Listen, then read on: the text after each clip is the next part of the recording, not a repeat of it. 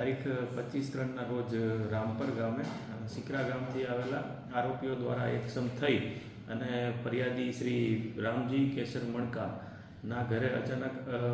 આવી હુમલો કરેલ છે, જેમાં બનાવનું મુખ્ય કારણ એ છે કે રામજીના મોટા ભાઈ લગધીર મણકાને સમાજના પ્રમુખ બનવું હોય અને આ કામના આરોપીઓ આવેલા પૈકી 2 નંબરના આરોપી નારાયણ સંઘારને પણ સમાજના પ્રમુખ બનવું હોય, જેનું મનદુખ રાખી નારાયણ સંઘાર તથા તેમની સાથે 28 જેટલા આરોપીઓએ હથિયાર, લાકડી, ધારિયા વડે હુમલો કરી અને ફરિયાદીના ઘરની આજુબાજુ નુકસાન કરેલ છે, તેમજ ફરિયાદીની માતાને મૂઢમાર મારેલ છે